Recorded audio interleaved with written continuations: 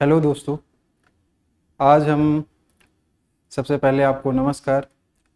आज हम अगली जो त्रिकोणमिति है, ट्रिग्नोमेट्री है, उसकी पहली एक्सरसाइज करने जा रहे हैं। कि इसमें देखेंगे, इसके पहले वाले वीडियो में हमने डिस्कस किया था कि जो त्रिग्नोमेट्री है उसके इंट्रोडक्शन और उसके जो बेसिक कॉन्सेप्ट्स हैं उनके बारे में हमने बात किया था।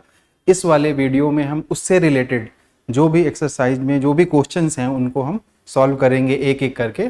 उसमें हमने शायद एक या दो क्वेश्चंस करवा दिया था, लेकिन यहाँ पर हम पूरी तरह से एक्सरसाइज 8.1 को जितने भी क्वेश्चंस हैं उन सारे क्वेश्चंस को सॉल्व करेंगे एक एक करके विद कॉन्सेप्ट।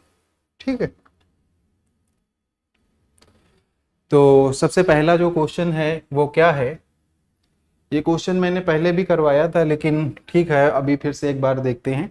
तो पहले क्वेश्चन में क्या है कि in a triangle A B C, right angle at B, A B equal 24 centimetre and B C जो है 7 सेंटीमीटर। तो डिटरमाइन करना है sine A and cos A, दूसरे पार्ट में sine C and cos C. इधर हिंदी में लिखा है, इधर इंग्लिश में लिखा है। तो सबसे पहले हम यहाँ पर देखेंगे कि जो पहले का हम सॉल्यूशन करते हैं।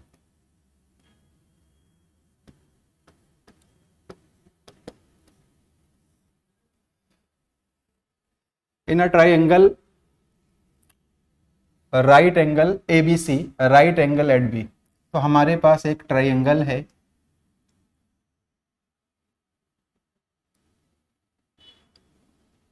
ए बी सी। क्लियर, ये एक ट्राइंगल दिया है और right angle at B, right angle है एट बी, 90 डिग्री है यहाँ पर। फिर दिया है A B equal 24 centimetre. A B की जो लेंथ है वो है 24 सेंटीमीटर।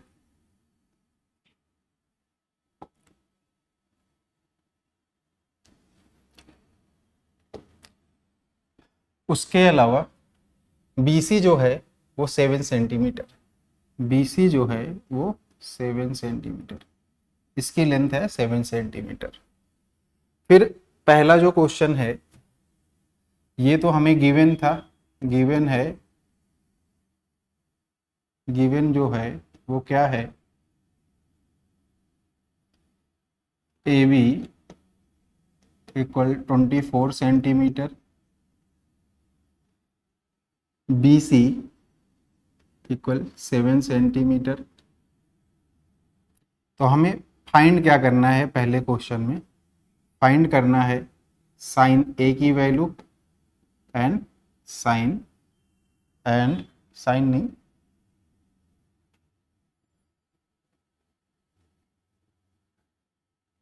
साइन ए की वैल्यू एंड कॉस ए की वैल्यू, राइट। तो सबसे पहले हमें ये वाली डिस्टेंस पता हो जाए तो साइन ए में क्या होता है, साइन ए होता है हमारा लंब बटे कर्ण हिंदी में अगर बोले, और इंग्लिश में परपेंडिकुलर अपॉन में हाइपोटेनियस। तो यहाँ पर अगर ये लेंथ अभी हमें, क्योंकि 90 डिग्री के सामने हाइपो होती है, हाइपोटेनियस, ये हमें नहीं पता है। तो in a triangle, in triangle A B C by Pythagoras theorem,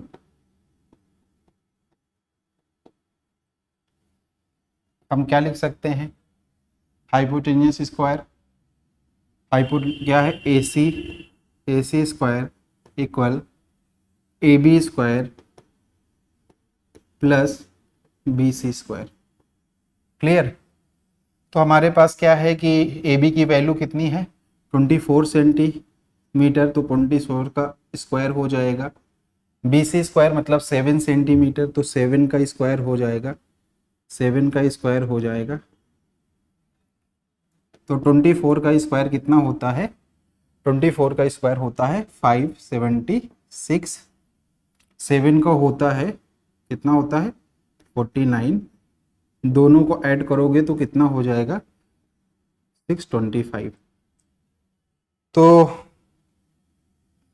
इधर क्या हो जाएगा, AC स्क्वायर इक्वल अगर 625 है तो AC इक्वल क्या हो जाएगा, इधर रूट लगेगा 625 में, जो कि बाहर आएगा 25। तो AC की वैल्यू कितनी हो जाएगी, 25 सेंटीमीटर। 25 सेंटीमीटर। अब हमारे को ट्रायंगल की सारी साइड्स पता है कि कितने कितने सेंटीमीटर्स की हैं। तो हम इसी से हमें क्या निकालना है, पहला क्वेश्चन है कि sign A N cos A की वैल्यू निकालनी है। तो sign A N cos A की वैल्यू निकालने के लिए देखो, साइन ए इक्वल होता है, हिंदी में हम क्या कहते हैं उसे, लंब बटे कर्ण। लंब बटे कर्ण, लंब को परपेंडिकुलर अपॉन में इसको हाइपोटेनियस। तो साइन ए की अगर हमें वैल्यू निकालनी है तो ए अगर हम इसको ले रहे हैं, ये हमने एंगल लिया है, तो इसके सामने वाली जो लाइन है वो परपेंडिकुलर होगी ये, और ये इसके जो लगी हुई लाइन है, जो इसकी संलग्न भुजा है, इसको संलग्न या एडजेसेंट साइड बोलते हैं, ये क्या है, उसकी बेस है। तो यहाँ पर क्या हो जाएगा, लंब मतलब 7 बाई कर्ण कितना है 25, कितना हो जाएगा 7/25।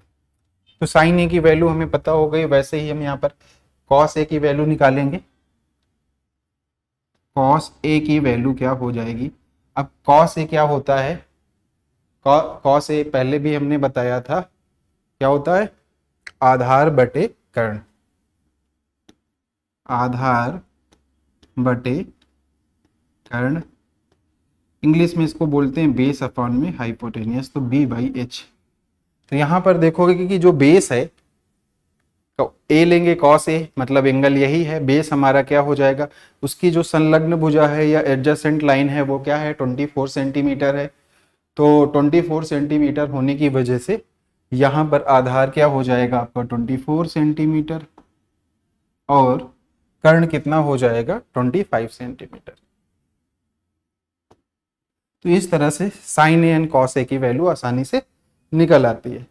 तो यहाँ तक आपको पूरी तरह से कोई कंफ्यूजन नहीं होगी, मुझे लगता है ये क्लियर हो गया होगा। आगे का जो सवाल है, जो इसका दूसरा सवाल है, उसमें तो यही सेम चीज़ दी गई है। इसमें क्या करना है, हमें फाइंड करना, ये तो हमने पहले से निकाल लिया था पाइथागोरस थ्योरम से, तो इसको बार बार निकालने की ज़रूरत नहीं है। साइड तो इसी क्वेश्चन में आगे पूछा गया है, क्या पूछा गया है,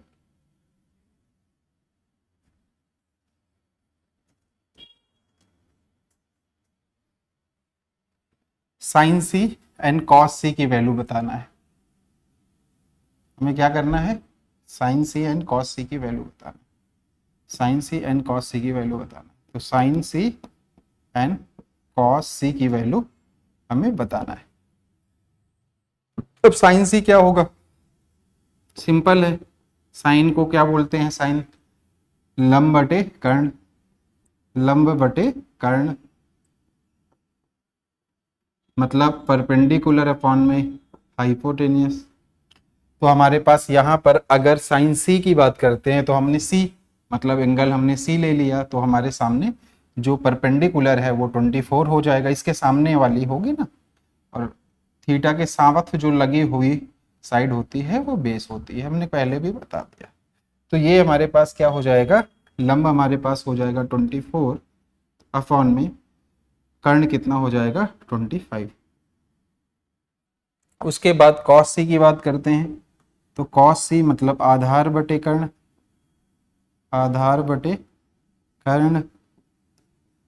आधार हमारे पास क्या है, आधार मतलब बेस, बेस यहाँ पर अगर साइन सी की बात, कॉस सी की बात करेंगे, सी एंगल लिया है तो हमारे पास जो बेस है वो ये वाली लाइन हो जाएगी, मतलब 7, कर्ण कितना हो जाएगा 25। ठीक है, इसे बेस बोलते हैं, इसको हाइपो बोलते हैं, हाइपोटेनियस। तो ये भी समझ में आ गया। तो ये पहला जो क्वेश्चन है वो क्लियर हो जाता है। हम आगे नेक्स्ट क्वेश्चन पे चलते हैं। दूसरा जो क्वेश्चन है, ये इसमें एक फिगर दिया गया है और क्या करना है कि tan p and cot r की वैल्यू को बताना है, ऐसे यहाँ पर दिया गया है। ये फिगर में इसकी वैल्यू हमें नहीं पता है। सो यहां पर हम देखेंगे इन ट्रायंगल क्या दिया है यहां पर, पी क्यू आर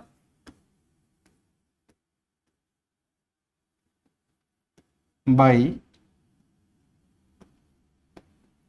पाइथागोरस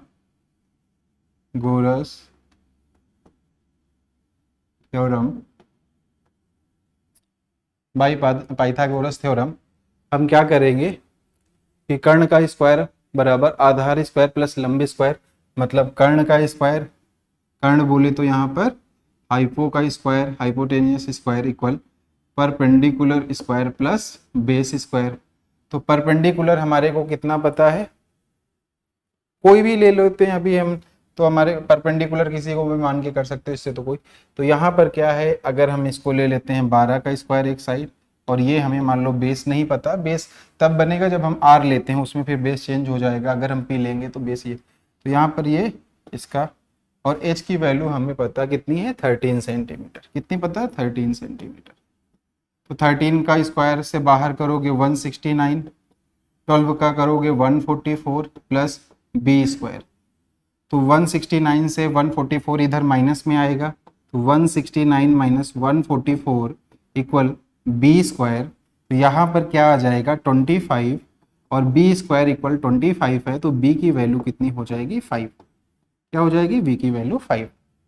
यहाँ से क्या आ जाएगी, इसकी जो वैल्यू है वो 5 सेंटीमीटर आ जाएगी। अब यहाँ पर पूछा गया है कि tan p minus cot r की वैल्यू बतानी है, यही पूछा गया है। तो tan p को हम कैसे निकालेंगे, tan p को हम क्या बोलते हैं, क्या बोलते हैं, परपेंडिकुलर अपॉन में बेस। तो परपेंडिकुलर अगर हम p लेते हैं, मतलब ये वाला एंगल ले लेते हैं tan p, ये अगर एंगल लेंगे तो परपेंडिकुलर हमारा बनेगा इसके सामने, मतलब 5 अपॉन में बेस क्या हो जाएगा 12, तो 5/12 माइनस कॉट r। अब ये वाला एंगल ले लेंगे तो यहाँ पर क्या है, बेस अपॉन में परपेंडिकुलर।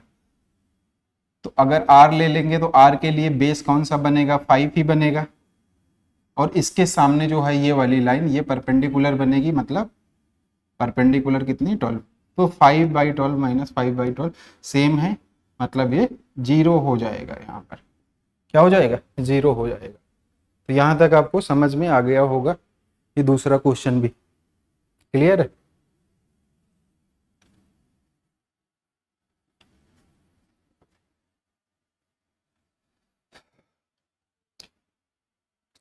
अब हम आगे आते हैं, ये तीसरा क्वेश्चन दिया गया है, क्वेश्चन नंबर 3। तो क्वेश्चन नंबर 3 में क्या है कि अगर साइन ए की वैल्यू, यहां पर तीसरे की बात है, क्या हमारे पास ज्ञात है या गिवन है, इंग्लिश लिखो या हिंदी, साइन ए इक्वल है 3/4, और हमें निकालना क्या है, हमें फाइंड क्या करना है, कॉस ए की वैल्यू, उसके साथ साथ में tan ए की वैल्यू, इन दोनों को हमें फाइंड करना है। अच्छा, जैसे कि आपको पता है कि साइन ए को हम लिख सकते हैं परपेंडिकुलर अपॉन में हाइपोटेनियस, मतलब लंब बटे कर्ण। तो यहाँ पर देखो लंब की वैल्यू यहाँ पर अगर देखा जाए तो ये इसी के फॉर्म में लिखा है ना, 3/4, मतलब p इक्वल हमारे पास 3 हो जाएगा, और हाइपोटेनियस की वैल्यू हमारे पास 4 हो जाएगी। इस तरह से यहाँ से हम निकाल लेंगे। क्लियर है, देखो ना, साइन ए होता है p/h, और यहाँ पर 3/4 है, तो p की जगह 3 और h की जगह 4 हो जाएगा। अगर हम एक ट्राइंगल बना लेते हैं ABC को, ऐसे करके, ये A है, ये B है, ये C है, अगर हम यहाँ पर ट्रायंगल बना लेते हैं तो ये क्या है, अगर A इसको ले रहे हैं, A इसको ले रहे हैं, तो परपेंडिकुलर हमारा इसी के सामने, थीटा के सामने वाला परपेंडिकुलर ये है, मतलब इसकी वैल्यू 3 होगी, और हाइपोटेनियस मतलब इसकी वैल्यू 4 होगी। हाइपोटेनियस 90 के सामने वाला होता है, इसकी वैल्यू हमें नहीं पता है, ये हम निकाल लेते हैं। तो भाई पाइथागोरस थ्योरम पता है, वहां से आप क्या निकालोगे, H square equal P square plus B square, ऐसे करोगे तो एच की वैल्यू हमें पता है 4, तो 4 का स्क्वायर, पी मतलब यहाँ पर क्या है 3 का स्क्वायर, बी हमें बेस नहीं पता है, तो यहाँ से क्या है 4 4 जा कितना हो जाएगा 16, और ये 9, और इधर ये बी स्क्वायर, तो 16 में से 9 जाएगा कितना आएगा 7, तो बी स्क्वायर की वैल्यू 7 है, तो बी की वैल्यू कितनी आ जाएगी रूट में 7, क्योंकि 7 तो रूट से बाहर होगा नहीं, तो इसकी वैल्यू कितनी आ जाएगी रूट में 7। अब हमें क्या करना है, अब हमें क्या करना है, cos a and tan a की वैल्यू निकाल लेनी है, cos a and tan a की वैल्यू। तो यहाँ पर देखोगे कि cos a की वैल्यू, cos a क्या होता है बेस अपॉन में हाइपोटेनियस, तो बेस हमारे पास अगर a ले रहे हैं ना, a है ना थीटा की जगह, ये वाला एंगल है थीटा है ना, ये ले लिया a, तो बेस हमारा क्या है रूट 7 अपॉन में हाइपोटेनियस क्या है 4, तो 7/4। फिर tan a को ले लेते हैं, तो tan a क्या होता है परपेंडिकुलर अपॉन में बेस, तो परपेंडिकुलर क्या हो जाएगा यहाँ पर, अगर a ले रहे हैं तो ये 3 हो जाएगा, और बेस क्या हो जाएगा रूट में 7 हो जाएगा, ये देखो। तो इस तरह से हम इसकी वैल्यू निकाल लेते हैं। तो थर्ड क्वेश्चन भी आपको समझ में आ गया होगा। अब हम आते हैं फोर्थ क्वेश्चन में। यहाँ पर दिया है यदि 15 cot a बराबर 8 है तो sin a और sec a का मान ज्ञात कीजिए। ये दिया है कि 15 cot a बराबर 8 है तो sin a और cos a का मान बताना है, मतलब इसकी वैल्यू बताना है। तो सबसे पहले क्वेश्चन सॉल्व करते हैं इसको। ये है 15 cot a इक्वल 8। तो अच्छा ये cot a इक्वल क्या हो जाएगा, ये 15 इधर है तो इधर अपोजिट मतलब बटे में आ जाएगा, तो 8/15 हो जाएगा, है ना। अब cot को हम क्या लिखते हैं, cot को हमने बताया था बेस अपॉन में परपेंडिकुलर होता है, तो यहाँ पर बेस की वैल्यू क्या है 8 है और परपेंडिकुलर की वैल्यू क्या है 15 है। मतलब हमें हाइपोटेनियस निकालना है, तो हाइपोटेनियस क्या होता है, हाइपोटेनियस का स्क्वायर होता है base square plus perpendicular square. तो बेस और परपेंडिकुलर तो हमें पहले से पता है, वो क्या है, बेस हमारा 8 है, 8 का स्क्वायर, परपेंडिकुलर क्या है 15 का स्क्वायर, तो 8 का स्क्वायर कितना हो जाता है 64, 15 का स्क्वायर कितना होता है 225, तो दोनों को ऐड करोगे क्या आ जाएगा 269, क्या आ जाएगा,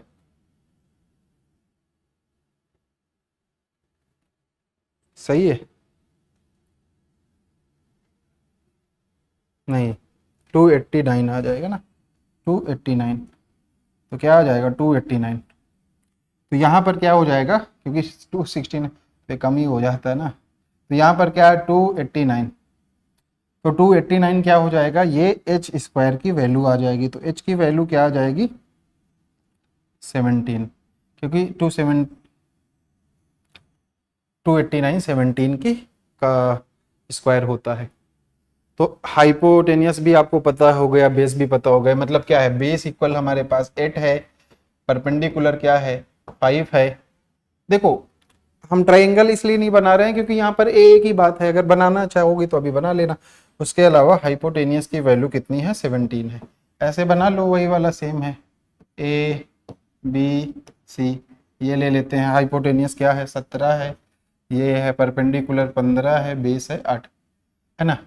अब हमें क्या निकालना है साइन ए एंड सेक ए, तो पहले हमें क्या निकालना है साइन ए, तो साइन ए को हम क्या लिखेंगे परपेंडिकुलर अपॉन में हाइपोटेनियस, परपेंडिकुलर कितना है ए के सामने परपेंडिकुलर कितना है 15, हाइपोटेनियस कितना है 90 के सामने वाला हाइपोटेनियस होता है तो 17। दूसरा क्वेश्चन है कि भाई सेक ए की वैल्यू बताना है, तो सेक ए की वैल्यू क्या होती है, सेक ए की वैल्यू क्या होती है कर्ण बटे आधार, मतलब हाइपोटेनियस अपॉन में बेस। तो हाइपोटेनियस क्या है 90 के सामने वाला मतलब 17 और बेस कितना है यहाँ से भी देख सकते हो 8, तो हमारे पास हो जाता है। तो ये हमारे पास चौथा क्वेश्चन भी हो जाता है। तो यहाँ तक ये समझ में आ गया कि नहीं आया? आ गया होगा। सेम क्वेश्चन ये भी वही है, बस इसमें ऑल अदर ट्रिग्नोमेट्रिक रेशियो बताने हैं। तो 6 ट्रिग्नोमेट्रिक रेशियो होते हैं। सेक दिया है, सेक थीटा, मतलब ये क्या है, सॉल्यूशन की अगर बात करेंगे तो ये हमारे पास गिवन है। सेक थीटा इक्वल क्या है, 13/12। अब सेक को मैंने अभी बताया था क्या होता है, हाइपोटेनियस अपॉन में बेस। तो यहाँ पर अगर हम एक ट्रायंगल बनाते हैं सेक थीटा, और इसको हम थीटा ले लेते हैं ABC, ये हमारा थीटा है, इस बार इसका नाम रख दिया थीटा है। तो सेक थीटा क्या, हाइपोटेनियस अपॉन, ये देखो सेक थीटा हाइपोटेनियस, तो ऊपर क्या, हाइपो की वैल्यू 13, यहाँ से निकाल लो ना। देखो सेक थीटा बराबर 13/12 है, तो हाइपोटेनियस अपॉन में बेस, मतलब हाइपो की वैल्यू ऑलरेडी यहाँ 13 हो जाएगी, और बेस की कितनी हो जाएगी, 12 हो जाएगी, और यहाँ पर बेस कितना हो जाएगा, 12। तो परपेंडिकुलर निकालना है। तो देखो पाइथागोरस थ्योरम से क्या होगा, h² equal p² plus b², यही तो होता है ना। लिख लो यहाँ पर बाई पाइथागोरस थ्योरम या पाइथागोरस प्रमेय से। तो यहाँ पर क्या है, h की वैल्यू है 13, तो 13 का स्क्वायर बोलेंगे। परपेंडिकुलर तो हमें पता नहीं है, इसको तो निकालेंगे ही। बेस हमें पता है 12 का स्क्वायर, तो 12 करेंगे, तो 13 का स्क्वायर 169, p हमें स्क्वायर है, 12 का स्क्वायर कितना होता है 144।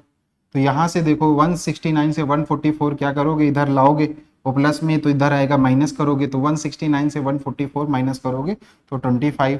तो p स्क्वायर कितना हो जाएगा 25। तो p की वैल्यू क्या है, रूट इधर लगेगा तो 25 रूट से बाहर आएगा तो 5। तो मतलब परपेंडिकुलर की वैल्यू यहाँ से क्या आ जाएगी 5। तो इस तरह से हमें पता हो गया कि ये है। अब अदर ट्रिग्नोमेट्रिक रेशियो बताना है, तो सेक हो गया, साइन थीटा बताना है। तो साइन थीटा क्या होता है, परपेंडिकुलर अपॉन में हाइपोटेनियस। तो परपेंडिकुलर क्या है भाई, देखो ना थीटा ही ले रहे हैं सब में, तो परपेंडिकुलर क्या है 5, हाइपो क्या है 13। देखो आसान है, कॉस क्या होता है, कॉस थीटा होता है बेस अपॉन में हाइपोटेनियस। तो बेस क्या है हमारे पास 12, हाइपोटेनियस क्या है 13, ये समझ में आ रहा होगा। टेन थीटा क्या होता है, परपेंडिकुलर अपॉन में बेस, तो परपेंडिकुलर क्या है 5, बेस क्या है 12, तो ये हो जाएगा, है ना। उसके अलावा हम आगे चलेंगे, कॉट की बात करेंगे। भाई सारे निकालने हैं जो बच रहे हैं। तो कॉट थीटा क्या होता है, बेस अपॉन में परपेंडिकुलर, तो बेस क्या हो जाएगा, अगर थीटा है तो बेस हमारा 12 हो जाएगा, और परपेंडिकुलर क्या, इसके सामने वाला 5 हो जाएगा। तो कॉट हो गया। सेक तो हमें पहले से बचा क्या था, कॉसेक। तो कॉसेक थीटा जो है वो क्या होता है, हाइपोटेनियस अपॉन में परपेंडिकुलर। तो हाइपोटेनियस क्या है यहाँ पर 13, परपेंडिकुलर क्या है यहाँ पर 5। तो इस तरह से ये हो जाता है। क्लियर हो गया? तो यहां तक आपको समझ में आ गया भाई, आ गया? तो ये आप देखिए, यहाँ से कोई ऐसा कंफ्यूजन नहीं होना चाहिए। आसान है, मैंने इसके पहले बता दिया था, इसलिए थोड़ा स्पीड में करवा रहा हूँ। स्पीड इतना नहीं, समझा रहा हूँ आपको, जहाँ ना आए तो बता देना। आपको नहीं समझ आया जो भी क्वेश्चन, उसे आप कमेंट करो, मैं आपको फिर से समझा दूंगा आगे स्पेशल क्लास लेकर के। और अगर आपको समझ में आ रहा है, सारी चीज़ें क्लियर हो रही हैं, तो आप इसको कमेंट करिए, फीडबैक दीजिए, जिससे मुझे मोटिवेशन मिलेगा, जिससे मैं और अच्छे से पढ़ाने की कोशिश करूंगा और अच्छे से समझाने की कोशिश करूंगा, राइट। तो यहाँ पर एक चीज और देखोगे, क्वेश्चन नंबर 6 है। क्वेश्चन नंबर 6 में क्या दिया है, क्वेश्चन नंबर 6, इसके सॉल्यूशन के ऊपर हम आते हैं। इसमें दिया है कि if angle A and angle B are the acute angles. Acute angles क्या होते हैं, एक्यूट एंगल्स ऐसे एंगल्स होते हैं जो 90 डिग्री से कम होते हैं, है ना। मतलब कि जो 90 डिग्री से कम एंगल्स होंगे वो एक्यूट एंगल्स आते हैं। तो यहाँ पर दिया, जिसको हिंदी में न्यून कोण भी बोलते हैं, मतलब कोण ए और कोण बी न्यून कोण है। मतलब एक अगर त्रिभुज दिया गया है, उस त्रिभुज में कोण ए और कोण बी क्या है, न्यून कोण है। तो हमें बताना है कि कॉस ए बराबर कॉस बी, ऐसा दिया भी गया है। तो सिद्ध करना है, दिखाना है कि रूट मतलब एंगल ए बराबर एंगल बी। बहुत आसान बताऊंगा, और आपको बहुत जगह काफ़ी लेंदी तरीका इसका बता सकते हैं, लेकिन मैं आपको एकदम आसान तरीके से इसे सॉल्व कराऊंगा जिससे आपको एकदम आसानी से समझ में आ जाएगा। बाकी आप कहीं और भी पढ़ोगे तो आपको इसका बहुत लंबा प्रोसेस शायद बताएं, लेकिन आप यहाँ पर देखना, आपको एकदम इजी तरीके से समझ आएगा। तो देखो, एक ट्राइंगल बना लेते हैं यहाँ पर।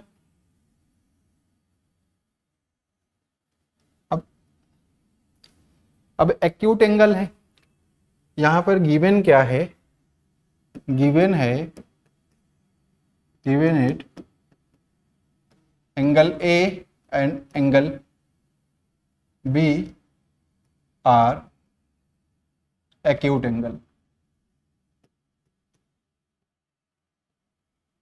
एंगल्स, ये हमारे को दिया है। और क्या दिया है, cos A equal cos B भी दिया है। प्रूफ क्या करना है यहाँ पर, प्रूव दैट कि एंगल A बराबर एंगल B, ये हमें दिखाना है, राइट, ये हमें दिखाना है। तो यहां पर आप एक चीज देखोगे,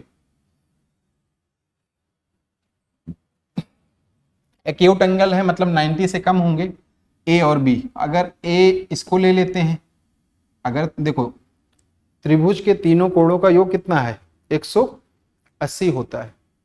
तो अगर ये 90 हो गया तो 90 बचेंगे, तो मतलब सिंपल सी बात है कि ये 90 से कम ही होंगे दोनों, है ना, 90 से तो दोनों कम होंगे, मतलब दोनों एक्यूट एंगल हैं। तो ये हमारे पास हो जाएगा, मान लो ये 90 हो गया और ये इसको बी ले लेते हैं क्योंकि ये भी एक्यूट एंगल है, और ये सी ले लेते हैं। मतलब यहाँ तक समझ में आ जाना चाहिए। देखो ना, ये ए जो है और ये बी है, ये दोनों क्या है, 90 से कम ही होंगे। तो यहाँ पर अगर त्रिभुज देखोगे तो ए और बी दोनों क्या है, यहाँ पर अब इस त्रिभुज में भी देखिए क्या है, ए और बी दोनों क्या है, न्यून कोण है, क्योंकि इन कोण क्या है, 90 डिग्री से कम है। देखो ना, 90 अंश से दोनों कोण कम है, मतलब ए भी 90 से कम है, बी भी, तो दोनों क्या हो जाएंगे, ये न्यून कोण हो जाएंगे। और बी पे 90 डिग्री हम ले लेते हैं। ये फिगर समझ में आ गया होगा, जैसे इसमें दिया था कि भाई ए और बी दोनों न्यून कोण है, तो न्यून कोण हमने बना लिया। अब यहां पर क्या करना है, अब ये देखो cos A equal cos B है, ऐसा दिया है, क्या है यहाँ पर, cos A equal cos B, ये क्या है, ये गिवन था आपको क्वेश्चन में। अच्छा, cos A को हम क्या लिख सकते हैं, A मतलब यहाँ पर देखना, cos A मतलब ये वाला हम एंगल ले रहे हैं, ये वाला थीटा ले रहे हैं, थीटा की वैल्यू यहाँ पर मतलब ये वाला एंगल ले रहे हैं, A वाला। तो cos A मतलब क्या होता है, cos A होता है बेस अपान में हाइपोटेनियस, मतलब आधार बटे कर्ण होता है ना, आधार बटे कर्ण होता है। तो cos A की हम लिखेंगे आधार बटे कर्ण, आधार मतलब बेस बटे हाइपोटेनियस, ये बात है ना। अब यहां पर यही तो होता है। तो यहां पर देखोगे cos A की बात करेंगे तो यहां पर अगर A ले लेंगे तो इसके साथ जो इसकी संलग्न भुजा है ये इसका आधार हो जाएगी, मतलब संलग्न या एडजेसेंट लाइन जो होगी वो एंगल, ये इसकी क्या हो जाएगी, बेस हो जाएगी। और इसकी जो सम्मुख भुजा है, इसकी जो अपोजिट साइड है यहाँ पर, ये क्या हो जाएगी, क्या हो जाएगी, लंब हो जाएगी, जिसको हम परपेंडिकुलर कहते हैं इसके लिए। तो यहाँ पर क्या होता है, आधा, और ये कर्ण तो वही रहेगा, आधार बटे कर्ण। तो आधार हमारे पास क्या हो जाएगा, AC, आधार हमारा क्या हो जाएगा यहाँ पर। ये बात समझ में आ गई ना, ये चीज जो होती है आधार बटे कर्ण कैसे है, तो इसको मिटा देते हैं यहाँ पर। तो इसको क्या करें, आधार, आधार मतलब AC बटे कर्ण, कर्ण क्या हो जाएगा यहाँ पर AB। सेम चीज यहाँ भी देखो cos B, बस यहाँ पर एंगल चेंज हो गया, तो अब हम B इसको लेंगे। तो अगर हम B ले लेंगे एंगल, तो आधार अब हमारा ये वाला बन जाएगा और कर्ण वही रहेगा। तो आधार क्या हो जाएगा यहाँ पर, BC बटे कर्ण क्या हो जाएगा, AB। ये बात समझ आ गई। देखो दोनों में AB नीचे लिखना है, कैंसिल हो जाएगा, मतलब बचेगा क्या, AC बराबर BC, AC बराबर क्या आ जाएगा, BC। मतलब AC BC के बराबर आ जाएगा। तो अगर किसी ट्रायंगल के अंदर दो साइड बराबर हो जाती हैं तो उनके सामने वाले जो एंगल्स हैं वो भी बराबर हो जाते।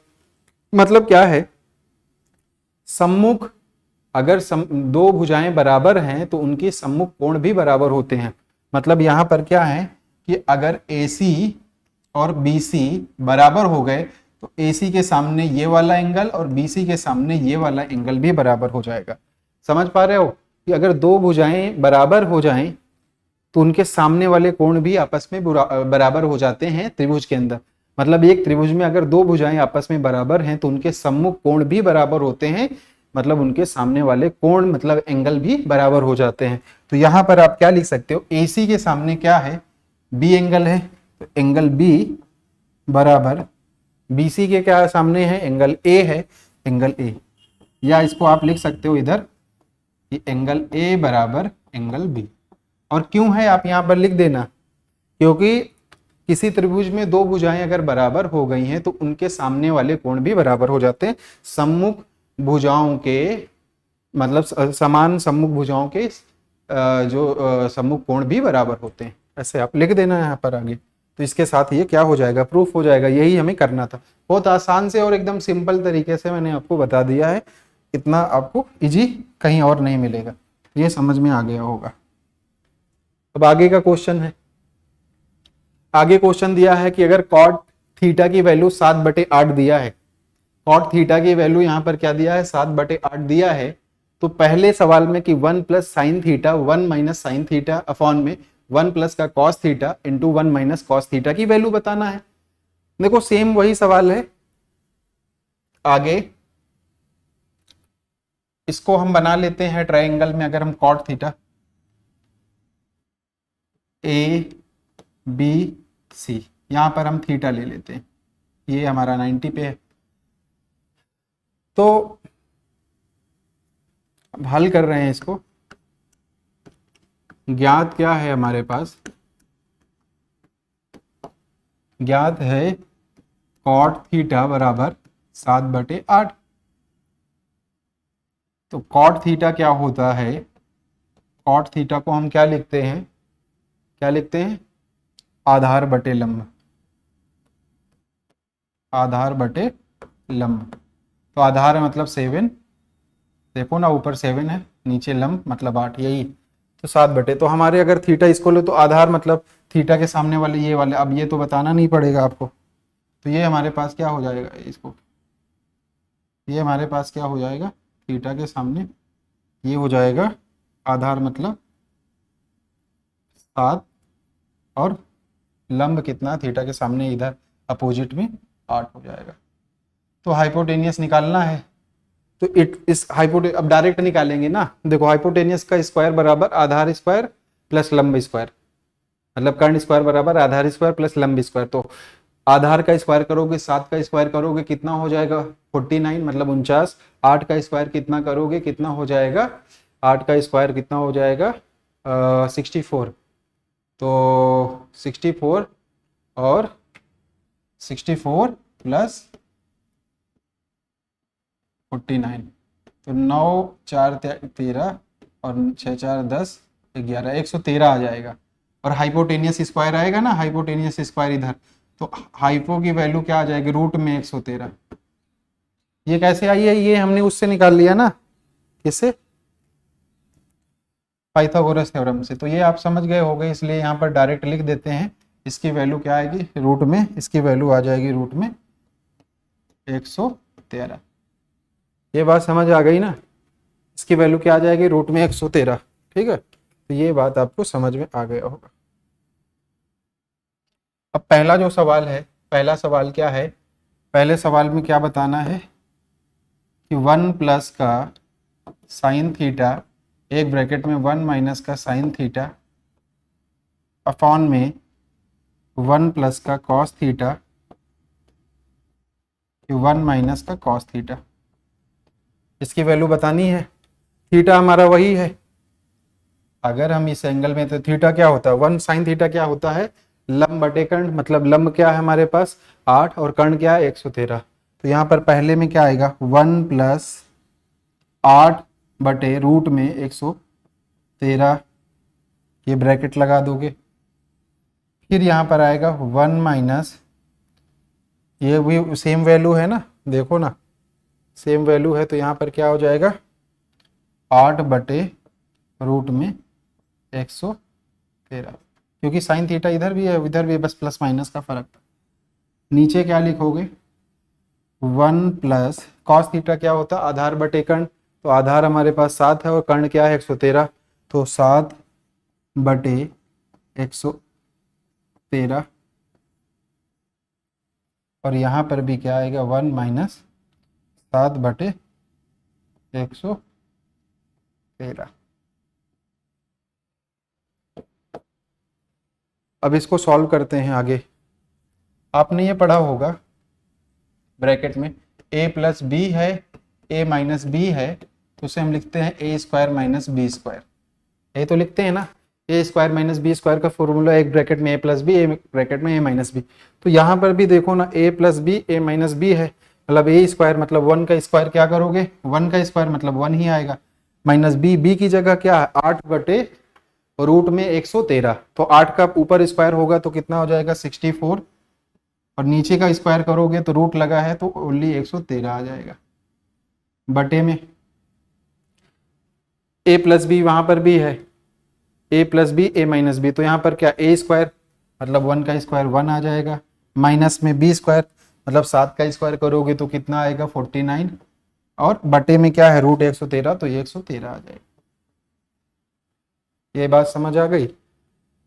अब यहाँ पर देखो इसके नीचे 1 ले लो दोनों के, और इनके ऊपर ऊपर क्या करोगे एलसीएम लोगे, तो 113 एलसीएम लोगे ऊपर वाले में, तो 113 बार इधर जाएगा तो मतलब 113 आ जाएगा इधर, माइनस तो 113 का नम यहाँ पर 64 ही आएगा, बटे नीचे आप देखो नीचे भी क्या होगा, यहाँ पर क्या हो जाएगा 113 माइनस 49 बटे 113, देखो 113 113 दोनों में है, कैंसिल हो जाएगा, मतलब 113 में से 64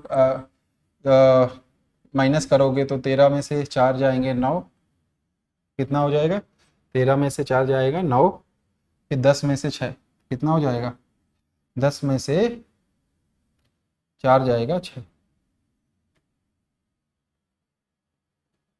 नहीं 13 में से 4 जाएंगे कितना हो जाएगा 9, और यहाँ 10 में से 6 जाएगा 4, 10 में से 6 जाएगा 4 आएगा, मतलब ये कितना हो जाएगा यहाँ पर 49, और इधर 113 में से 49 माइनस करोगे तो कितना हो जाएगा 64, तो ये हमारे पास आंसर हो जाएगा।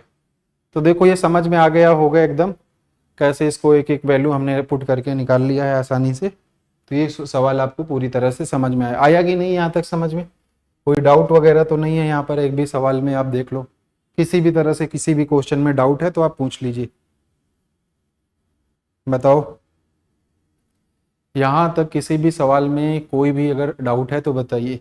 हमने क्या किया, कॉट थीटा था आधार बटे लंब 7/8, ये हमने ट्राइंगल बनाया तो आधार हमें पता था लंब पता था, कर्ण निकाल लिया पाइथागोरस थ्योरम से। फिर हमने साइन थीटा को क्या है लंब बटे कर्ण, डायरेक्ट हमने लंब हमारे पास क्या है 8, कर्ण क्या है 113, हमने वैल्यू पुट किया a plus B a minus B, a plus B a minus B, A square minus B square का फार्मूला होता है, इसीलिए a स्क्वायर मतलब 1 का स्क्वायर 1 आ गया, b स्क्वायर मतलब b की जगह क्या 8 बटे रूट 113, तो 8 का स्क्वायर करोगे ऊपर तो 64, रूट का स्क्वायर बाहर निकल के आएगा नीचे वाला 113। सेम वही चीज यहाँ पर करेंगे, वही किया, फिर हमने एलसीएम लिया, इधर देख लीजिए, तो 113 से 113 कैंसिल हो जाएगा, और 113 से 64 माइनस करोगे, 113 से 49 माइनस करोगे तो 49 अपॉन में 64 आ जाएगा। क्लियर है ना, ठीक। यहाँ तक आपको समझ में आ जाता है, ये पहला सवाल था। अब इसका एक और पार्ट है, इसका दूसरा पार्ट यहीं पर देख लेते हैं, छोटा सा ही है। दूसरे सवाल में क्या है कि कॉट स्क्वायर थीटा की वैल्यू पता करना। भाई कॉट थीटा की वैल्यू 7/8 है, कॉट थीटा की वैल्यू क्या है 7/8 है, तो कॉट थीटा की वैल्यू पता है 7/8, तो कॉट स्क्वायर का मतलब इसी का स्क्वायर हो जाएगा, तो कॉट स्क्वायर थीटा की वैल्यू क्या हो जाएगा, इसका स्क्वायर, तो 7 का स्क्वायर 8 का 60, तो ये है दूसरा पार्ट भी हो जाता है, क्या हो जाएगा, दूसरा पार्ट भी हो जाता है, तो 7वां वाला सवाल भी हो जाएगा आपका। ठीक है,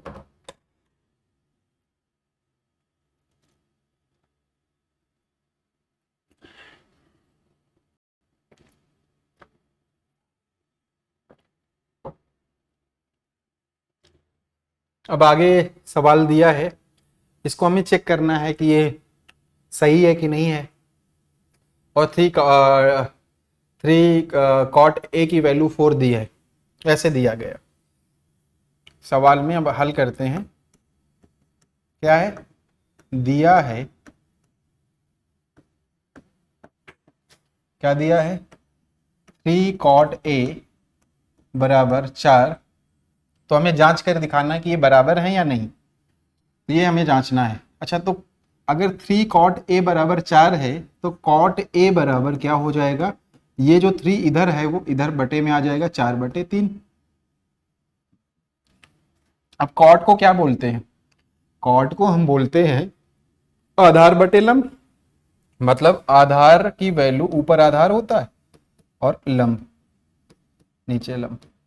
आधार और लंब की वैल्यू तो हमें पता है ना, अगर हम एक ट्राइंगल ऐसे बनाएंगे, छोटा सा बना लेते हैं, ए बी सी, और ए पर एंगल हम ले रहे हैं क्योंकि यहाँ पर ए दिया है ना, तो आधार मतलब एंगल से जो ये थीटा से लगी हुई भुजा हुआ आधार मतलब 4, और लंब क्या है, इसके सामने वाली 3, तो कर्ण हमारा आसानी से निकल आएगा, क्योंकि कर्ण स्क्वायर बराबर आधार स्क्वायर प्लस लंब स्क्वायर। तो आधार का स्क्वायर कितना है, 4 का स्क्वायर मतलब 4 चौक 16, लंब का स्क्वायर 3 त्रिक को 9, तो 16 और 9 कितना हो जाएगा 25, और इधर कर्ण स्क्वायर, तो कर्ण स्क्वायर बराबर अगर 25 है तो कर्ण बराबर कितना आ जाएगा, 25 को रूट में लोगे मतलब 5, मतलब इंग्लिश में उसको हाइपोटेनियस, तो हाइपोटेनियस की वैल्यू कितनी आ जाएगी 5, है ना, डायरेक्ट निकाल लिए हैं, यहाँ पर आप लिख करके कर लेना समझाने के लिए, तो हमारे को ये पता हो गया।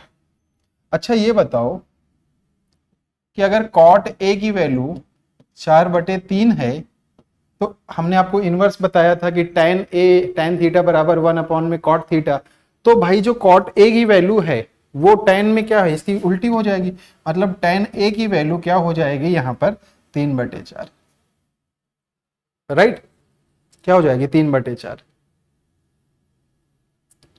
और साथ में हम क्या निकाल लेते हैं, यहीं पर हम निकाल लेते हैं cos a की वैल्यू, तो cos a की वैल्यू क्या होती है, आधार बटे कर्ण, तो आधार हमारा क्या है यहाँ पर 4, कर्ण क्या है यहाँ पर 5, तो cos स्क्वायर a की वैल्यू कितनी हो जाएगी, इधर भी स्क्वायर हो जाएगा, 4 चौको 16, 5 25, ये बात समझ आ गई कि नहीं। अगर cos a की 4/5 है तो cos स्क्वायर a की वैल्यू जो हो जाएगी, इसका भी स्क्वायर हो जाएगा, 4 चौको 16 और 5 25, मतलब दोनों तरफ स्क्वायर करोगे, वर्ग लोगे, तो इधर 4 का स्क्वायर 16/25।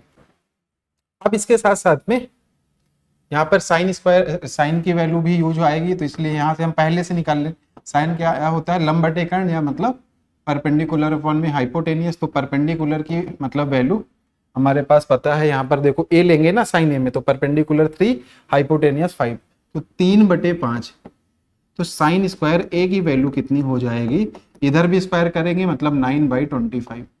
ये बात समझ में आ गया कि नहीं। अगर cos a की वैल्यू 4/5 है तो cos स्क्वायर a की वैल्यू 16/25 हो जाएगी, साइन a की वैल्यू क्या है हमारे पास 3/5 है, तो साइन स्क्वायर a की वैल्यू कितनी हो जाएगी 9/25 हो जाएगी। ये बात आपको समझ में आ गई।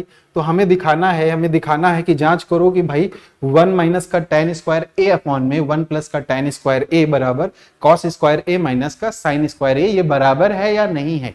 तो सबसे पहले हम क्या करेंगे, एक लेफ्ट हैंड साइड ले लेंगे, राइट हैंड साइड ले लेंगे।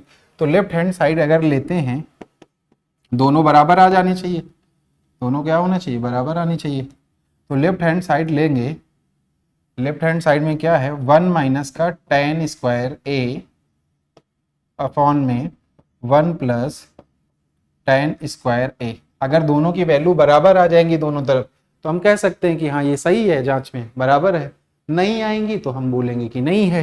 तो यहाँ पर क्या है 1 माइनस का, अब देखो tan a की वैल्यू क्या है 3/4, और स्क्वायर पहले से लगा है, तो 3/4 का स्क्वायर करेंगे, यहीं से कर दो, तो tan स्क्वायर ए की वैल्यू कितना हो जाएगी, 3 का स्क्वायर करेंगे 9, 4 का स्क्वायर मतलब 16, तो tan स्क्वायर ए की वैल्यू क्या आ जाएगी 9/16। और इधर भी देखोगे 1 प्लस का tan स्क्वायर तो मतलब 1 प्लस का 9/16। ये बात समझ आ गई ना, ये बात समझ आ गई कि नहीं आ गई? तो यहां तक अगर आपको ये बात समझ में आ गई तो यहाँ देखो नीचे 1 है, इसके एलसीएम लोगे तो 16 9 ऐसे, अभी एलसीएम लेना तो आता ही होगा, तो 6 इधर आएगा तो 16 माइनस का 9, और नीचे वाले में भी ले लोगे तो यहाँ पर 16 प्लस का 9, तो 16 प्लस का 9 अपॉन में 16। देखो 16 से 16 कैंसिल हो जाएगा, ऊपर क्या बचेगा, 16 में से 9 जाएगा तो 7 बटे, और 16 9 क्या हो जाएगा 25, तो क्या है 7/25। तो लेफ्ट हैंड साइड की वैल्यू क्या हो गई 7/25 सही। अब हम राइट हैंड साइड की वैल्यू भी निकाल के देखते हैं कि वो 7/25 आ रही है कि नहीं। राइट हैंड साइड की वैल्यू भी हम निकाल के देखेंगे कि वो 7/25 आई या नहीं। अब यहां पर देखो राइट हैंड साइड में क्या है, वो है cos स्क्वायर ए माइनस साइन स्क्वायर ए, यही दिया ना, cos स्क्वायर ए माइनस साइन स्क्वायर ए। cos स्क्वायर ए की वैल्यू हमने पहले से निकाला था 16/25 माइनस साइन स्क्वायर की वैल्यू क्या है 9/25। अब क्या है, दोनों में एलसीएम ले लो, एलसीएम लोगे भाई, देखो नीचे क्या है डिनोमिनेटर सेम है, तो 25 वैसे ही हो जाएगा, बस ऊपर का माइनस होके हो जाएगा, तो 16 में से 9 जाएगा कितना आ जाए 7। तो देखो ना 7/25 इधर और 7/25 इधर, तो मतलब हम बोल सकते हैं कि left hand side equal right hand side, मतलब क्या है, ये जांच करें कि बराबर है कि नहीं। हाँ, तो हम बोल सकते हैं कि दोनों पक्ष क्या है, बराबर है। सॉरी, तो क्या हो जाएगा, दोनों पक्ष क्या हो जाएंगे, बराबर हो जाएंगे। सॉरी, अब आगे देखोगे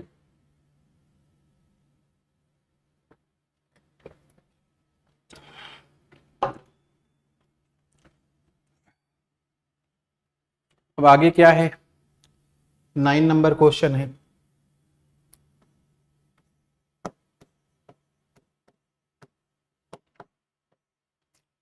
यहां पर क्या दिया है, tan ए की वैल्यू पता है, तो हमें पहले और दूसरे में इसकी वैल्यू निकालना है। मतलब एक समकोण त्रिभुज है जहां पर बी समकोण है, tan ए की वैल्यू क्या है, रूट में 1/√। तो देखो सबसे पहले समकोण त्रिभुज बना लेते हैं ऐसे, ए बी पे समकोण है, मतलब 90 डिग्री बी और सी, है ना।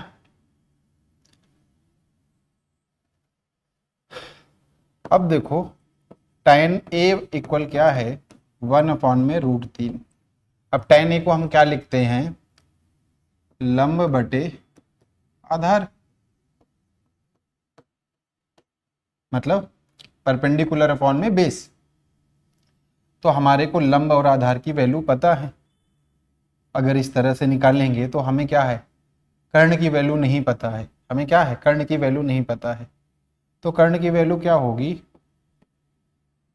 कर्ण की वैल्यू क्या होगी, यहां पर लिख दो पाइथागोरस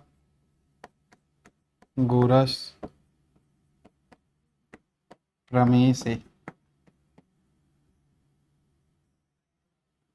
कर्ण स्क्वायर बराबर आधार स्क्वायर प्लस लंब स्क्वायर। तो कर्ण क्या है हमें पता ही नहीं है, कर्ण स्क्वायर, आधार हमको यहाँ से पता चल गया ना, तो आधार क्या है यहाँ पर √3, तो √3 का स्क्वायर प्लस लंब कितना है 1 का स्क्वायर, तो आधार का स्क्वायर करेंगे √3 का तो 3, 1 का स्क्वायर 1, तो 3 1 कितना आएगा 4। तो कर्ण स्क्वायर बराबर, वो इंग्लिश मीडियम वालों के लिए बता रहा हूँ, कर्ण हाइपोटेनियस बोलते हैं, बीच बीच में हिंदी भी बता दे रहा हूँ कि दोनों लोगों को ऐसे दिक्कत ना हो। तो कर्ण क्या है यहाँ पर, कर्ण की बात यहाँ पर हो जाएगा, मतलब हाइपोटेनियस या कर्ण, कर्ण की वैल्यू कितनी आ जाएगी यहाँ पर, कर्ण की वैल्यू आ जाएगी, इधर स्क्वायर हटेगा इधर 2 आ जाएगा, तो हमें कर्ण की वैल्यू पता होगा। अगर इसमें हम लिखना चाहें तो कर्ण तो हमारा वही रहेगा, ये 2 हो जाएगा, किसी को भी लिख लो यहाँ पर अभी। अगर हमने ए माना है, ए माना है, तो हमारे पास लंब हमारा ये वाला बनेगा 1 और आधार हमारा ये, ए मानते हुए ये, है ना। तो ये बात हो गई। अब पहला सवाल क्या कहता है? पहला सवाल कह रहा है, पहले सवाल में क्या है, पहले से हम पहले अलग अलग वैल्यू पहले sine A into cos C plus cos A into sine C की वैल्यू, इसका मान बताना है। तो देखो साइन ए क्या होगा, साइन ए होता है परपेंडिकुलर अपॉन में हाइपोटेनियस। तो साइन ए मतलब ये वाला हमने थीटा लिया है, तो ए मतलब परपेंडिकुलर मतलब 1 बटे हाइपोटेनियस मतलब 2 इंटू कुछ नहीं लगा कॉस सी। तो हमने अब ये वाला एंगल ले लिया है थीटा, ये वाला सी, तो कॉस सी को हम बोलते हैं आधार बटे कर्ण मतलब बेस बटे हाइपोटेनियस। तो बेस हमारा क्या है यहाँ पर 1 है, हाइपोटेनियस क्या है हमारा पास 2 है। कॉस ए, अब कॉस ए की बात हम करते हैं तो हमने ए लिया, ये वाला थीटा लिया है, तो यहाँ पर बेस बटे हाइपोटेनियस, तो बेस हमारा क्या है यहाँ पर √3, हाइपोटेनियस 2। साइन सी, अब हमने थीटा ये वाला ले लिया है, तो लंब बटे कर्ण, लंब मतलब परपेंडिकुलर अपॉन में हाइपोटेनियस, तो सी इसको लेंगे तो हमारा परपेंडिकुलर क्या हो जाएगा √3 अपॉन में हाइपोटेनियस क्या आ जाएगा 290। तो ये बात समझ आ गई। तो ऊपर ऊपर का मल्टीप्लाई क्या है 1 अपॉन में 2 2 4 प्लस √3 मल्टीप्लाई होके क्या हो जाएगा 3 एंड 2 2 4। तो देखो नीचे नीचे 4 4 है, अगर एलसीएम लोगे तो ऊपर नीचे 4 और ऊपर ऐड होके मतलब 1 + 3 मतलब 4/4 मतलब 1। इसकी वैल्यू कितनी हो जाएगी 1 हो जाएगी। क्लियर हो गया? तो पहले की वैल्यू कितनी हो जाएगी 1 हो जाएगी। इसके साथ साथ ये समझ आ गया होगा, तो दूसरा सवाल भी कर लेते हैं। यहाँ पर दूसरा सवाल इसी में इरेज कर देते हैं, ये समझ में नोट कर सकते हो आप लोग।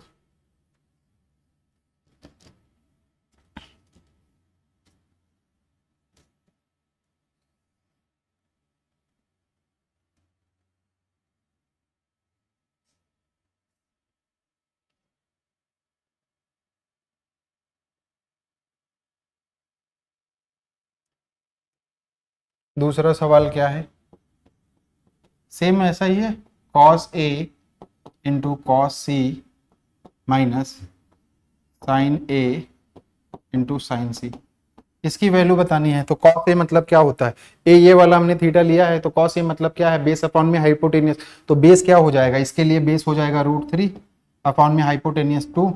कॉस सी की बात करते हैं, ये वाला हमने से कॉस सी क्या है बेस अपॉन में, तो मतलब यहाँ पर बेस क्या हो जाएगा 1 अपॉन में हाइपोटेनियस 2, इधर माइनस साइन ए मतलब साइन ए लेंगे परपेंडिकुलर अपॉन में ये वाला लिया, तो परपेंडिकुलर 1 और यहाँ पर क्या है अपॉन में हाइपोटेनियस, तो हमारे पास 2। साइन सी मतलब ये वाला हमने ले लिया, परपेंडिकुलर ये हो जाएगा √3 अपॉन में हाइपोटेनियस ये वाला हो जाएगा 2। समझ आया? तो ये तो देखो सेम ही लिखा है वैसे, √3 का उधर मल्टीप्लाई करोगे तो √3 1 के साथ, फिर 2 2 4 माइनस 1 के साथ √3 का, तो मतलब √3 2 2 4। तो देखो ना √3/4 √3/4 सेम सेम है, कैंसिल होके क्या हो जाएगा 0। तो ये सवाल भी समझ में आ गया होगा। तो इसकी वैल्यू क्या हो गई 9 वाला क्वेश्चन भी आपका सॉल्व हो जाता है। समझ आ गया भाई? समझ में आ गया ना? यहाँ तक समझ में आ गया?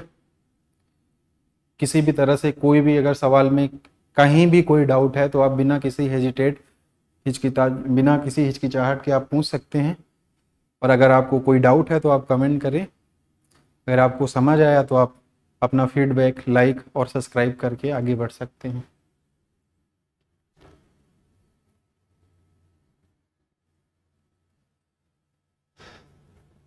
एक सवाल और दिया है 10 कि in a triangle PQR right angle at Q, right angle है एट Q एंड PRQR कितना है 25 सेंटीमीटर, तो PQ कितना है 5 सेंटीमीटर। तो हमें बताना है sine P and cos P and tan P की वैल्यू।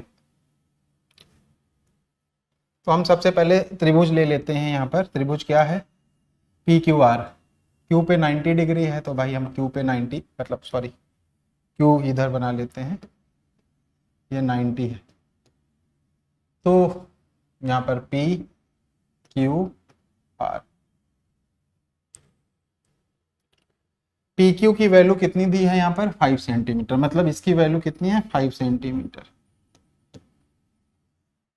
फिर क्या है पी आर, मतलब पी आर, ये आर है, इसे आर बनाओ।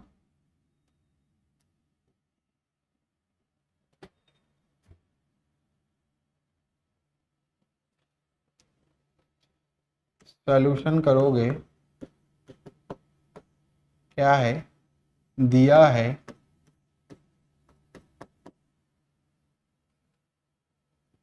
P R plus Q R equal 25 centimetre, मतलब इसकी और इसका ऐड कितना 25 centimetre.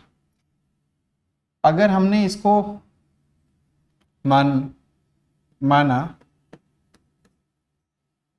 P R equal x है, अगर हमने इसको एक्स ले लिया, ये एक्स सेंटीमीटर है, दोनों की वैल्यू कितनी है 25 इनकी, तो पी आर की वैल्यू अगर इसमें एक्स रखोगे तो क्यू आर की वैल्यू क्या हो जाएगी, देखो क्यू पी आर इधर माइनस में जाएगा ना, तो 25 माइनस का पी आर, यही तो है, और पी आर को हमने एक्स लिया था तो 25 माइनस का एक्स, तो क्यू आर की वैल्यू क्या हो जाएगी एक्स। ये बात समझ आ गई, मतलब हमारे को दिया था, देखो पी क्यू की वैल्यू 5 सेंटीमीटर दी थी, हमने लिख दिया, इसकी नहीं पता थी, हमने एक्स ले लिया, इन दोनों की 25 थी, अगर ये एक्स हो गई तो वो 25 माइनस एक्स हो जाएगी, है ना। अगर P R plus Q R बराबर 25 है और पी आर को हमने एक्स ले लिया, तो पी आर को उधर माइनस करेंगे तो क्यू आर की वैल्यू निकल जाएगी, तो मतलब 25 माइनस पी आर एक्स है तो क्यू आर 25 माइनस है, तो ये हमारे पास क्या हो जाएगा 25 माइनस का एक्स, क्या हो जाएगा 25 माइनस का एक्स। अब हम क्या करेंगे, यहाँ पर पाइथागोरस प्रमेय से क्या लिख सकते हैं, कर्ण स्क्वायर बराबर आधार स्क्वायर प्लस लंब स्क्वायर। तो कर्ण हमारे पास क्या है यहाँ पर 25 माइनस का एक्स का स्क्वायर बराबर आधार क्या है यहाँ पर, आधार किसी को ले लो एक को, अगर इसको लिया चलो 25 5 स्क्वायर प्लस लंब क्या है एक्स का स्क्वायर। ये समझ आ गया। तो यहाँ पर देखो a माइनस बी का फॉर्मूला, a माइनस बी का होल स्क्वायर क्या होता है ए स्क्वायर मतलब 25 का स्क्वायर प्लस बी स्क्वायर मतलब एक्स का स्क्वायर माइनस का 2ab मतलब 25 दूनी 50x। कैसे 2ab मतलब 2a का मतलब 25 और b मतलब x, तो 25 दूनी 50x, और इधर कितना हो जाएगा 5 का स्क्वायर है 25 आ जाएगा, और इधर x का स्क्वायर है। अब एक चीज देखो, दोनों तरफ प्लस प्लस का एक्स स्क्वायर है, ये क्या हो जाएंगे कैंसिल हो जाएंगे। ये बात समझ आ गई, ये बात समझ आई कि नहीं आई, आ गई। तो यहाँ पर क्या हो जाएगा, ये क्या होगा 25 का 625 बराबर नहीं माइनस 50x बराबर 25। ये बात समझ आ गई। तो ये जो 25 है इधर माइनस आ जाएगा और ये 50x उधर प्लस में चला जाएगा, तो मतलब 625 माइनस का 25 बराबर 50x। तो 625 में से 25 घटेंगे क्या होगा 600 बराबर 50x। अब इधर ही देख लो, तो 600 बराबर 50x है, तो 600 बटे 50 बराबर x आ जाएगा, ये जो 50 है नीचे आ जाएगा, 0 से 0 5 छक्का 30 नहीं 12 पंचे 60, ये 12 आएगा ना, 12 5 हाँ, तो 12 x की वैल्यू कितनी हो जाएगी 12। तो अगर x की वैल्यू 12 हो गई मतलब ये वाली साइड कितनी हो गई 12 सेंटीमीटर। अब ये 12 पता हो गई तो 12 इसमें माइनस करोगे तो 25 में 12 माइनस होगा, मतलब ये वाली साइड कितनी हो जाएगी 13 सेंटीमीटर। मतलब सीधा है कि क्यू आर की वैल्यू 12 सेंटीमीटर पता हो गई एंड पी आर की वैल्यू कितनी पता हो गई 13 सेंटीमीटर। अब दोनों को ऐड भी करोगे ना, जैसे क्वेश्चन में दिया था कि पी आर क्यू आर 25 है, तो पी आर क्यू आर को ऐड करो ना, 12 और 13 कितना हो जाएगा 25 सेंटीमीटर आ भी जाता है ना। ये बात समझ आ गई। तो सब वैल्यू हमें पता हो गई। अब हमें क्या क्या बताना है, साइन पी। साइन पी अब आसान हो गया, मतलब पी ये वाला एंगल ले लेंगे, पी लंब बटे कर्ण। साइन का क्या होता है लंब बटे कर्ण, मतलब परपेंडिकुलर अपॉन में हाइपो, तो इसके लिए परपेंडिकुलर क्या हो जाएगा ये वाली, मतलब 12 बटे कर्ण कितना है, कर्ण की वैल्यू हमने निकाल लिया था 13। फिर उसी तरह से कॉस का निकालेंगे, कॉस पी मतलब आधार बटे कर्ण मतलब बेस अपॉन में हाइपोटेनियस। तो पी ले करके कर रहे हैं ना, तो पी में बेस क्या है 5, हाइपोटेनियस क्या है 13। देखो ना यहाँ से 13 निकाल के लाए तो 13।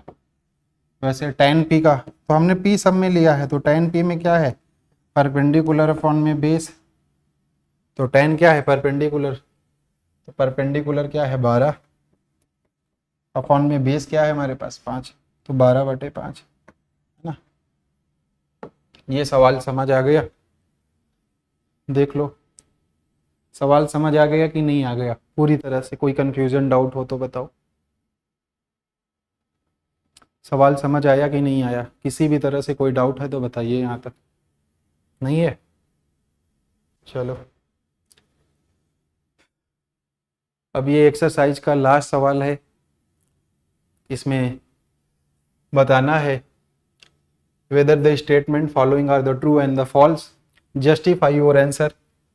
कथन को सत्य सत्य बताना है और अपने कारण के साथ उसको पुष्टि की बताना है कि ये क्यों सही है क्यों गलत है, क्यों सत्य है क्यों असत्य है।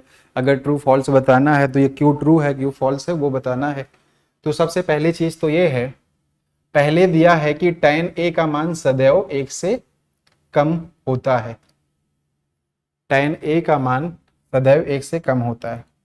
तो tan थीटा क्या होता है,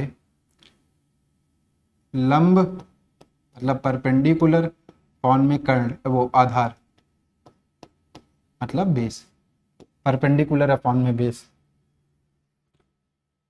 तो tan का मान सदैव 1 से कम होता है, हम ऐसा तो नहीं कह सकते, कैसे, अगर लंब बड़ा हो जाए और आधार छोटा हो जाए तो tan की वैल्यू क्या हो जाएगी बड़ी आ जाएगी। मतलब लंब अगर ज्यादा आ जाएगा, मतलब थोड़ा सा इससे नीचे आएगा तो इसको डिवाइड करोगे तो 1 से ज्यादा ही, मतलब अगर ये बराबर होते हैं, जैसे 4/4 में एक रफली एग्जांपल है, दोनों नंबर बराबर हैं तो 1 आता है। अगर ये थोड़ा भी बड़ा आएगा तो मतलब 1 से डिवाइड करने में 1 से ज्यादा, मतलब क्या है कि अगर लंब अगर आधार से बड़ा हो जाए तो क्या हो जाएगा, tan की वैल्यू 1 से ज्यादा भी हो सकती है ना। और लंब ज्यादा हो, एक त्रिभुज में लंब आधार से बड़ा भी हो सकता है।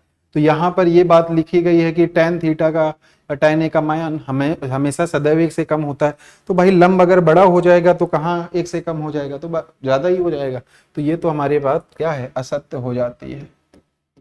क्यों हो जाती है हमने आपको बता दिया कि लंब अगर आधार से बड़ा हो जाता है तो tan की वैल्यू बड़ी आएगी 1 से।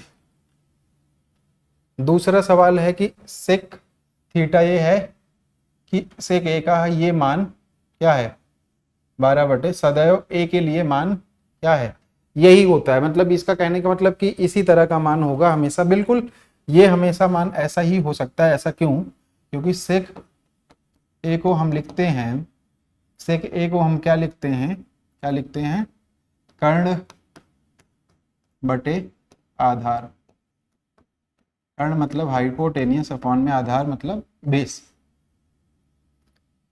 तो सिंपल सी बात है, अगर एक ट्राइंगल बनाओगे तो ट्राइंगल में हमेशा कर्ण आधार से क्या है बड़ा आएगा। और यहाँ पर देखो 12 बड़ा दिया गया और जो आधार है वो 5 दिया गया। तो ये हमेशा इस फॉर्म में हो सकता है, बिल्कुल हो सकता है। मतलब कर्ण हमेशा बड़ा होगा आधार से। तो ये इसी में देखो 12 दिया आधार की वैल्यू, कर्ण की वैल्यू, आधार की 5, तो ये हमेशा ऐसे हो सकता है बिल्कुल। तो ये वैल्यू सत्य है ना।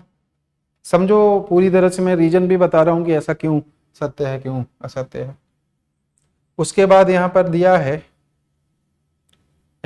है कि cos A कोण A के कोसेंट के प्रयुक्त के संक्षिप्त। अरे कोस एक कोसेंट का नहीं, कोसाइन का होता है। cos A जो है किसका संक्षिप्त रूप होता है? कोसाइन का होता है। कोसाइन का होता है ना, कोसाइन। तो कोसाइन का होता है, कोसेंट का नहीं होता है, तो ये तो गलत हो जाता है ना। कोसाइन का होता है भाई, यहाँ कोसेंट दिया है तो यहाँ पर cos एक कोसेंट नहीं, कोसाइन का संक्षिप्त रूप होता है। तो ये भी क्या हो जाता है? असत्य हो जाता है। ये भी क्या है? असत्य हो जाता है। अब चौथा सवाल यहाँ पर दिया है कि tan कॉट ए और ए का गुणनफल होता है। गुणनफल नहीं होता है। कॉट ए जो है ए का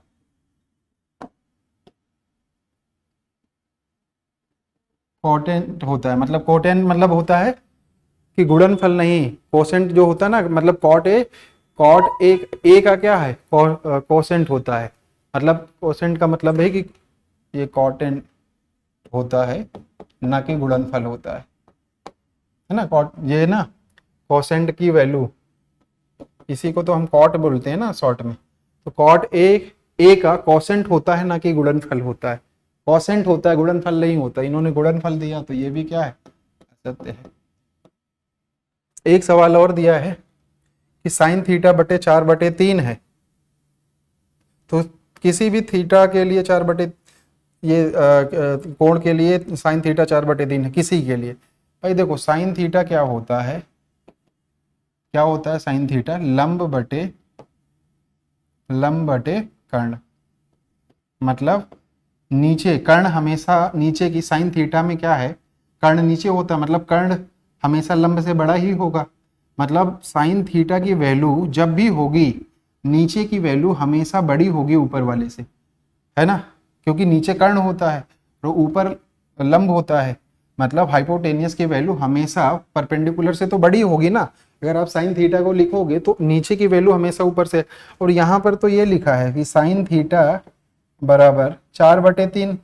अरे नीचे की तो इन्होंने छोटा दिखा दिया। क्या कर्ण कभी लंब से छोटा हो सकता है क्या? नहीं हो सकता। तो ये कहते हैं ये बात भी क्या है? सत्य हो जाती है। ये बात भी क्या हो जाती है? असत्य हो जाती है। तो इसी के साथ पूरी जो एक्सरसाइज है 8.1 टिग्नोमेट्री की क्लास 10th की जो एक्सरसाइज है, एक से लगा करके जितने भी सवाल थे इस एक्सरसाइज में, मैंने सारे सवाल को समझा दिया है। आपको कोई भी सवाल में किसी भी तरह से कोई डाउट है तो आप पूछ सकते हैं। अगर आपको पूरी तरह से समझ में आ गया है तो आप कमेंट करिए, लाइक करिए, सब्सक्राइब करिए, शेयर करिए, और आपको बेस्ट से बेस्ट कंटेंट मिलेगा। मेरी पूरी कोशिश है कि आपको बेस्ट तरीके से, बेहतरीन तरीके से समझाया जाएगा भी, जिससे एक भी क्वेश्चन में कोई डाउट वगैरह नहीं होगी। तो यहाँ तक आपको कोई सवाल में किसी भी तरह से कोई कन्फ्यूज़न है, कोई डाउट है तो आप बताइए। ठीक है, तो आज के लिए इतना काफ़ी है। ठीक है, थैंक यू सो मच। अब हम नेक्स्ट क्लास में मिलेंगे। ठीक है।